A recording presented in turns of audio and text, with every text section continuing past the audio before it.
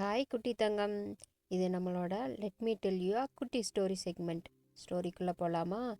நம்ம எல்லாத்துக்கும் பிடிச்ச ஒரு பிளான்ட்டுனா அது டச் மீ நாட் பிளான்ட் தான்.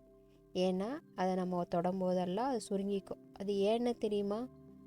அதை தொட்டாலே சுருங்கிக்கிற குணத்தினால ஏதாவது மிருகம் அதை சாப்பிட வரும்போது அது உடனே சுருங்கிக்கும். அதை பார்க்குற அனிமல் என்ன நினச்சிக்கும்னா, இது பிளான்ட் இல்லை அனிமல் அப்படின்னு சொல்லி நினச்சிக்கிட்டு விட்டுட்டு போயிடும். அதனால தான் அதோட ஹேபிட்டே நம்ம தொட்டால் சுருங்கி அதை காப்பாற்றிக்கணும் அப்படிங்கிற ஒரு காசனுக்காகத்தான்.